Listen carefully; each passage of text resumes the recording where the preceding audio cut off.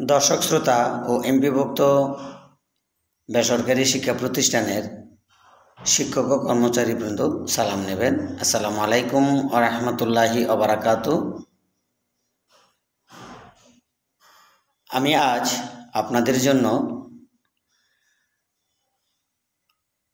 উৎসব ভাতার সর্বশেষ যে আপডেট নিউজটি আজকে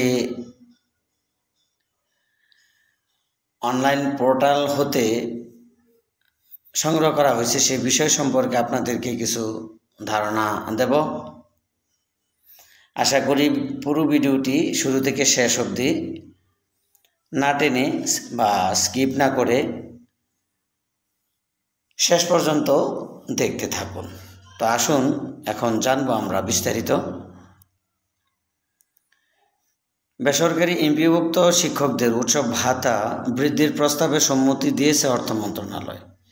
এর ফলে আসন্ন ঈদুল আজহার বর্ধিত উৎসব ভাতা পাবেন শিক্ষকরা। গত 14 মে অর্থ মন্ত্রণালয়ের অর্থ বিভাগের সিনিয়র সহকারী সচিব শাহরিয়ার জামিল স্বাক্ষরিত চিঠিটি শিক্ষা মন্ত্রণালয়ের সিনিয়র সচিবের কাছে পাঠানো হয়েছে। চিঠিতে বলা হয়, মাধ্যমিক উচ্চ শিক্ষা বিভাগের 21 এপ্রিল 2025 তারিখের এতনং আদা সরকারি পত্র অনুযায়ী মাধ্যমিক উচ্চ শিক্ষা বিভাগের অধীন মাধ্যমিক উচ্চ শিক্ষা অধিদপ্তরের আওতাধীন 2024-25 অর্থবছরে সংশোধিত পরিচালন বাজেট হতে বেসরকারি শিক্ষা প্রতিষ্ঠানে কর্মরত এমপিওভুক্ত শিক্ষকগণের ভাতাদি বাবদ সহায়তা প্রদানের নির্মিত 229 কোটি টাকা পূর্ণ উপযোজনে নির্দেশক্রমে অর্থ বিভাগের সম্মতি জ্ঞাপন করা হলো।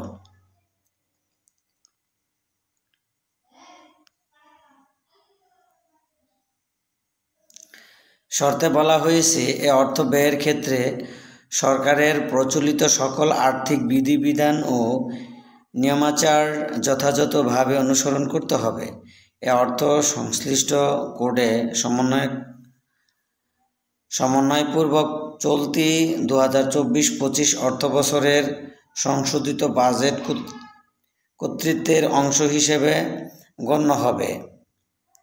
যে কোডসমূহ হতে পূর্ণ উপযোজন করা হয়েছে সে কোডসমূহ পরবর্তীতে অতিরিক্ত বরাদ্দ দাবি করা যাবে না এবং প্রশাসনিক বিভাগ কর্তৃক জারিকৃত সরকারি আদেশের 2টি কপি পৃষ্ঠাঙ্কনের জন্য অর্থ বিভাগে প্রেরণ করতে হবে।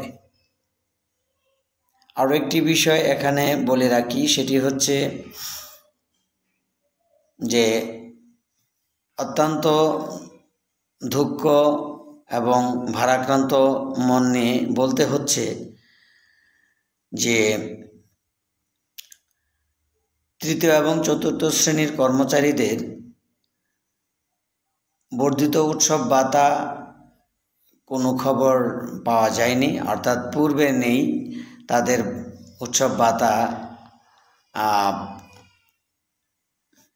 দেবে এমনটি ইঙ্গিত পাওয়া গেছে। তো এটা কিন্তু আসলে বিমাতা সুলভ আচরণ হয়েছে, এটা কিন্তু কাম্য নয়। কারণ আমরা যারা শিক্ষক রয়েছি এবং তৃতীয় চতুর্থ শ্রেণীর কর্মচারী কিন্তু একই প্রতিষ্ঠানে কাজ করছেন, সুতরাং এদের এই বিষয়টা অবশ্যই